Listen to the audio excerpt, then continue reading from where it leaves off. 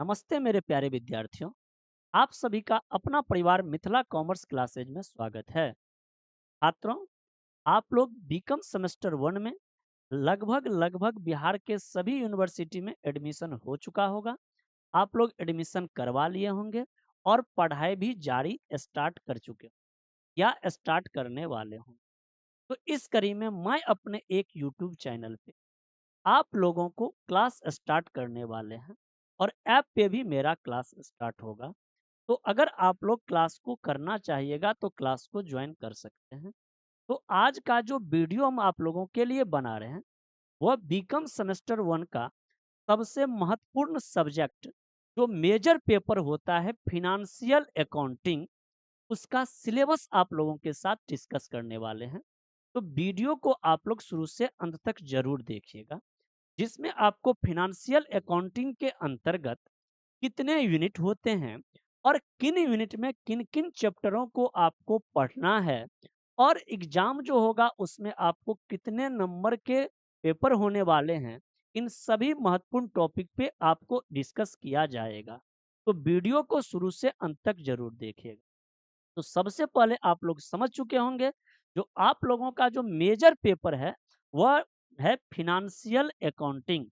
यानी major paper का नाम क्या हुआ? Financial accounting. तो बीकॉम सेमेस्टर वन ये एलएनएमयू यूनिवर्सिटी और ऑल बिहार यूनिवर्सिटी, लगभग बिहार के जितने सारे यूनिवर्सिटी हैं सभी के सिलेबस एक जैसा है। तो आपको ये नहीं समझना है ये एलएनएमयू का ये यूनिवर्सिटी का है या पटना यूनिवर्सिटी का है या आपको मगध यूनिवर्सिटी का है। लगभग लगभग सभी यूनिवर्सिटी के सिलेबस एक जैसे ही होते हैं। तो बीकॉम सेमेस्टर वन का जो मेजर पेपर है फिनेंशियल अकाउंटिंग, उनका कंप्लीट सिलेबस हम लोग डिस्कस करने वाले हैं।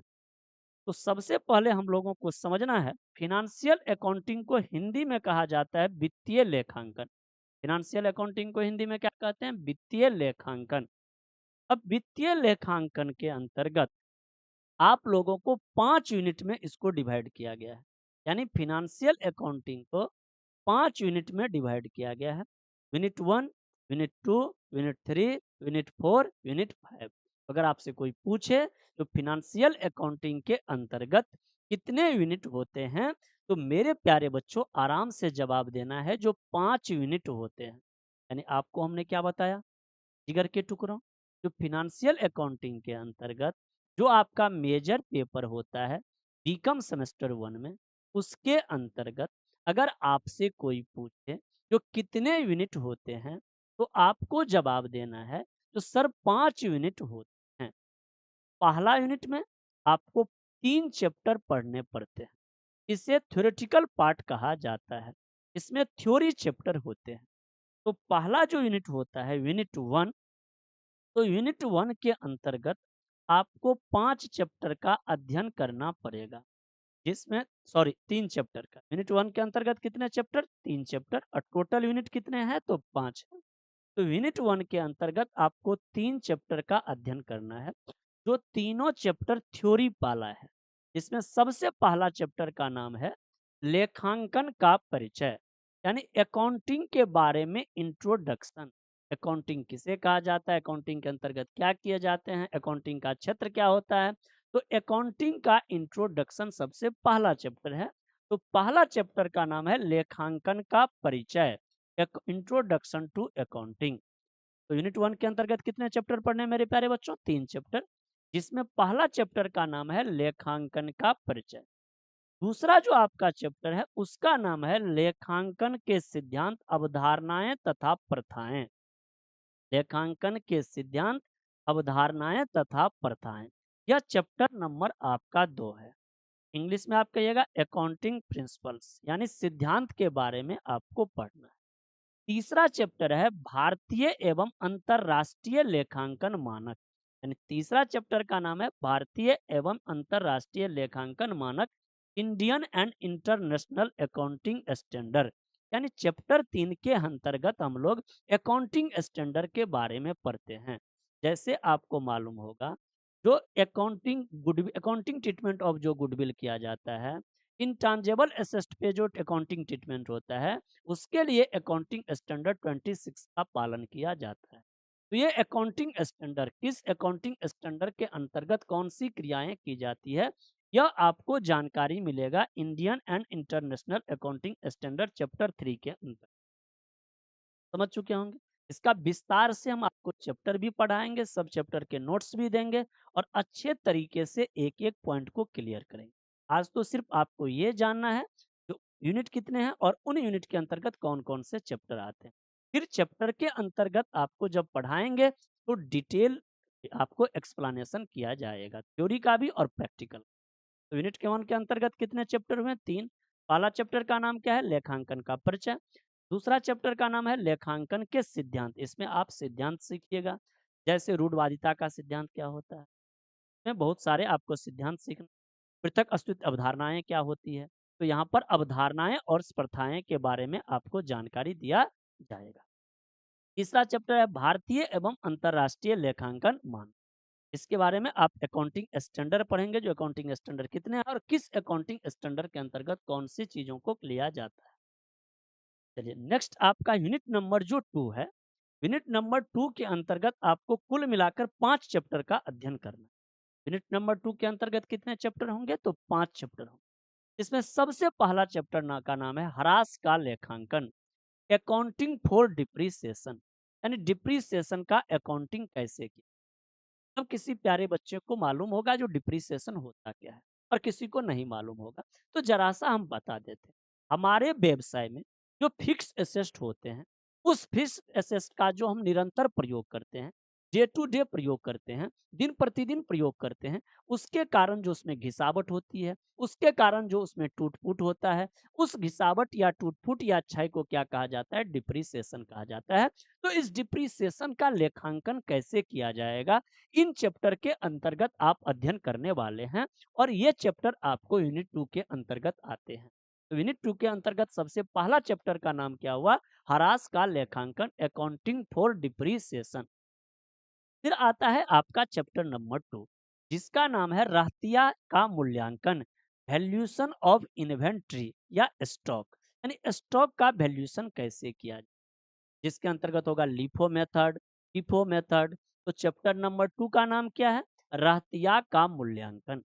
चैप्टर नंबर 3 है गैर व्यापारिक या अलाभकारी संगठन या संस्थाओं की लेखांकन विधि। ये चैप्टर आप 12th में पढ़े होंगे। एनपीओ, एनपीओ का पूरा नाम होता है नोट फॉर प्रॉफिट ऑर्गेनाइजेशन, और नोट फॉर प्रॉफिट ऑर्गेनाइजेशन का मतलब एक ऐसी संस्थाएं जिसका मुख्य उद्देश्य लाभ कमाना नहीं होता है, बल्कि अपने सदस्यों और समाजों को सेवा प्रदान करना होता है, ऐसे संस्था को गैर व्यापारिक संस्था कहा जाता है। तो इन संस्थाओं की लेखांकन कैसे की जाएगी, इन चैप्टरों के अंतर्गत हम लोग अध्ययन करेंगे। तो चैप्टर नंबर 3 का नाम क्या है? तो गैर व्यापारिक या अलाभकारी संगठन या संस्थाओं की लेखांकन विधि। चैप्टर नंबर आपका चौथा आएगा इकहरी या इकहरा लेखा प्रणाली अथवा अपूर्ण अभिलेखों से लेखा, सिंगल एंट्री सिस्टम या अकाउंटिंग फॉर इनकम्प्लीट रिकॉर्ड्स, यानी सिंगल एंट्री सिस्टम के बारे में पढ़ेंगे, अपूर्ण लेखा प्रणाली के बारे में पढ़ेंगे। यह चैप्टर नंबर आपका चौथा यूनिट नंबर 2 के अंतर्गत आता है। चैप्टर नंबर आपका 5वां होगा अंतिम खातों का निर्माण या समायोजन सहित preparation of final accounts with adjustment, यानी किसी भी बिजनेस का वर्ष के अंत में लाभ ज्ञात करता है, इसके लिए बिजनेस के द्वारा क्या तैयार किया जाता है? फाइनल अकाउंट तैयार किया जाता है। तो इस चैप्टर के अंतर्गत प्रिपरेशन ऑफ फाइनल अकाउंट्स के बारे में हम लोग अध्ययन करेंगे। तो आप समझ चुके होंगे जो यूनिट 2 के अंतर्गत आपको कुल कितने चैप्टर पढ़ने हैं? 5। पहला चैप्टर का नाम क्या है? ह्रास का लेखांकन। दूसरा चैप्टर का नाम है रहतिया का मूल्यांकन। तीसरा चैप्टर का नाम है गैर व्यापारिक या अलाभकारी संगठनों या संस्थाओं की लेखांकन विधि। चौथा चैप्टर का नाम है इकहरा या इकहरी या अपूर्ण लेखा प्रणाली का लेखांकन। और 5वां चैप्टर का नाम है अंतिम खातों का निर्माण।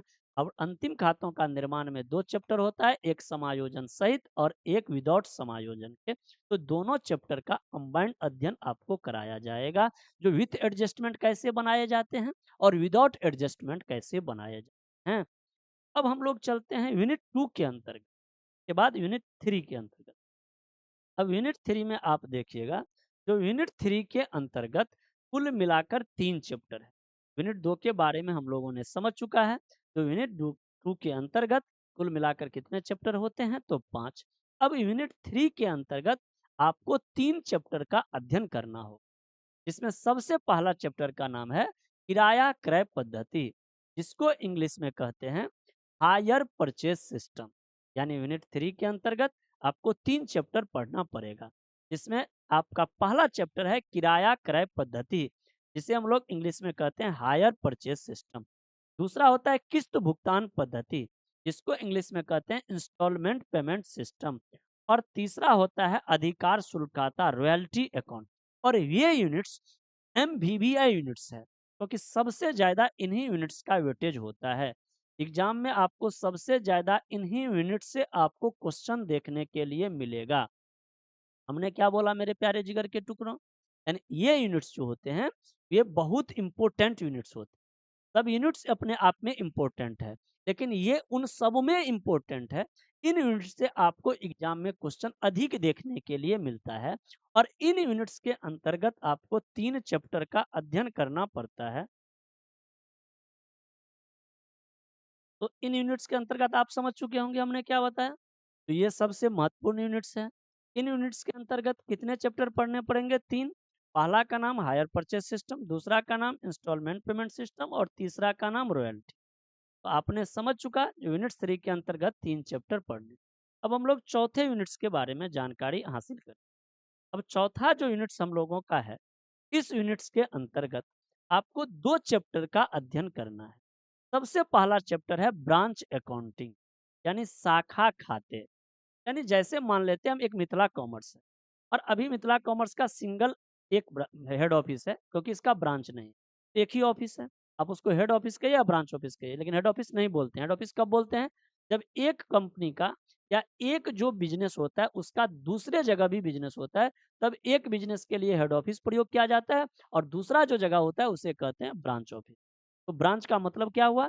जब एक कंपनी या एक बिजनेस के अलग अलग शहरों में या अलग अलग जगह पे बहुत सारी शाखाएं हैं, तो उसे कहते हैं ब्रांच। अब इस ब्रांच का जो होगा, इतनी जो शाखाएं होगी, इनके अकाउंटिंग कैसे किया जाएगा, ये हम लोग पढ़ेंगे शाखा खाता के अंतर्गत, ब्रांच अकाउंटिंग के अंतर्गत। तो यूनिट 4 के अंतर्गत सबसे पहला चैप्टर है ब्रांच अकाउंटिंग, और दूसरा चैप्टर का नाम है विभागीय खाता, डिपार्टमेंटल अकाउंट्स। जैसे आप लोग विभाग समझते होंगे, जैसे एक दुकान पे जाते हैं, तो आपको उस दुकान पे किराना स्टोर का भी मिलेगा, उसी दुकान पे आपको लहठी चूड़ी का भी मिलेगा, यानी सिंगार वाटी का भी होगा। उसी दुकान पे जाइएगा तो एक कॉर्नर बना होगा जिसमें आपको इलेक्ट्रिक सामान भी मिल सकता है, जूता चप्पल भी मिल सकता है। तो यानी क्या, एक मालिक है और उसका अलग अलग क्या है, डिपार्टमेंट है। तो उन अलग अलग डिपार्टमेंटों का लेखांकन कैसे किया जाएगा, यह हम लोग सीखेंगे विभागीय खाते, डिपार्टमेंटल अकाउंट्स के अंतर्गत। तो आपने समझ चुका होगा यूनिट 4 के अंतर्गत आपको 2 चैप्टर देखने के लिए मिलेगा। पहला ब्रांच अकाउंटिंग, यानी शाखा खाता का लेखांकन कैसे किया जाएगा, और दूसरा डिपार्टमेंटल अकाउंटिंग्स, यानी डिपार्टमेंट जो रहेगा, अलग अलग डिपार्टमेंट का प्रॉफिट, अलग अलग डिपार्टमेंट का लॉस कैसे ज्ञात किया जाएगा। तो इस यूनिट के अंतर्गत आपको 2 चैप्टर का अध्ययन करना है। अब जो लास्ट यूनिट होता है उसका नाम है यूनिट नंबर 5। क्या हमने आपको पहले बताया कितना यूनिट है? 5 यूनिट।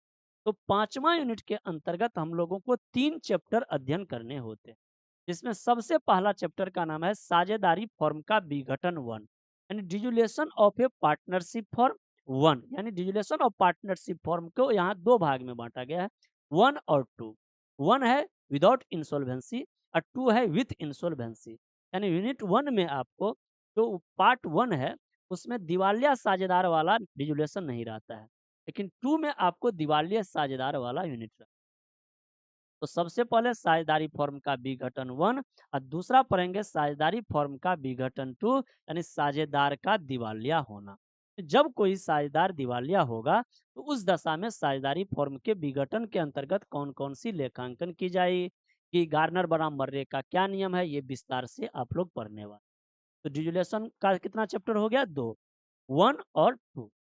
तीसरा जो चैप्टर होगा उसका होता नाम है दिवालिया संबंधी लेखे, इंसॉल्वेंसी अकाउंट्स। इंसॉल्वेंसी अकाउंट्स यानी दिवालिया जो होता है, इस संबंध में कौन कौन सी लेखांकन प्रक्रियाएं की जाए। आप यूनिट 5 के अंतर्गत आपको कितने चैप्टर का अध्ययन करना है, तो 3 चैप्टर का।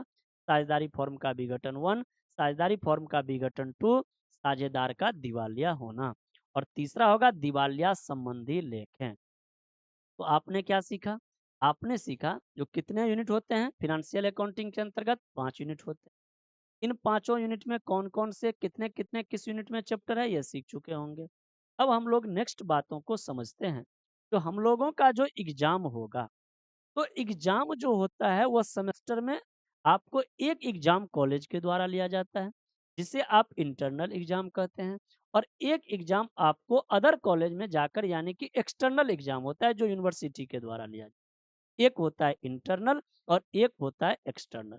इंटरनल का मतलब आप समझिए जो एग्जाम आपको कॉलेज में देना पड़ेगा, और एक्सटर्नल का मतलब होता है जो यूनिवर्सिटी के द्वारा लिया जाएगा, वो आपके कॉलेज में नहीं होगा, दूसरे कॉलेज में होगा, अदर कॉलेज में आपको सेंटर होगा, उस सेंटर पे जाकर आपको एग्जाम देना। तो यानी 100 नंबर का जो ये पेपर है, इसको आपको 2 भागों में बांट दिया गया है। इंटरनल एग्जाम आपका 30 नंबर का होता है, एक्सटर्नल एग्जाम आपका 70 नंबर का। यानी कॉलेज में जो आपका एग्जाम होगा वो आपका 30 नंबर का होगा, और एक्सटर्नल जो आपका एग्जाम होगा वो 70 नंबर का होगा। इस 30 नंबर में आपको पासिंग मार्क है 13.5 नंबर, यानी जिस बच्चे को 30 नंबर में 13.5 नंबर आएंगे वो बच्चे पास करेंगे। जिनको 13.5 नंबर से कम आएंगे वे बच्चे फेल कर जाते हैं। तो याद रखना है जो एग्जाम जो होगा कॉलेज का वो कितना नंबर का, 30 नंबर। इसमें आपको लाना कितना है, तो 13.5 नंबर। और एक्सटर्नल जो एग्जाम होंगे वो आपका होगा 70 नंबर, जिसमें आपको 31.5 नंबर लाना है। कितना नंबर, 31.5। तो कुल मिलाकर एग्जाम कितने नंबर के हो गए, 100 नंबर के, जिसमें आपको टोटल पासिंग मार्क्स कितना हो गया, 45 नंबर। तो आप समझ गए होंगे आपका इंटरनल एग्जाम कितना नंबर का होगा, 30 नंबर का, और एक्सटर्नल एग्जाम कितना नंबर का होगा, तो 70 नंबर का। 30 इंटरनल और 70 आपको एक्सटर्नल। 30 में पास करने के लिए कितना नंबर, 13.5 नंबर, और 70 में पास करने के लिए कितना नंबर, 31.5 नंबर। लेकिन इस नंबर को नहीं देखना है, आपको सोचना है जो 30 में 30 आना चाहिए, 70 में 70 आना चाहिए। मेहनत तो इसके लिए करना है, प्रयास तो इसके लिए करना है।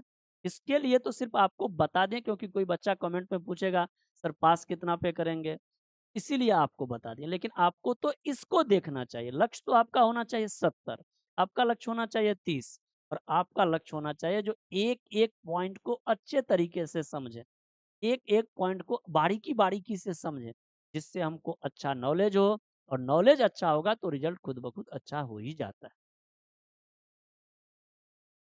चलिए, अब आपको यदि आपको मेरे साथ पढ़ना होगा, तो आपको हमारे कोचिंग का ऐप डाउनलोड करना होगा, जिस ऐप का नाम है Mithila commerce classes.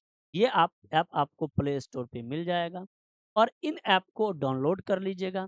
Batch start आज से कर रहे हैं हम, और बैच जो स्टार्ट कर रहे हैं तो उस बैच को आप ज्वाइन कर सकते हैं। तो आपके मन में ख्याल आया होगा, तो सर इस बैच के अंतर्गत आप पढ़ाइएगा क्या, क्या सर फिनेंशियल अकाउंटिंग ही पढ़ाइएगा? नहीं मेरे प्यारे बच्चों, बीकॉम सेमेस्टर 1 के अंतर्गत जितने सारे सब्जेक्ट होते हैं, सभी सब्जेक्ट को आपको पढ़ाया जाएगा।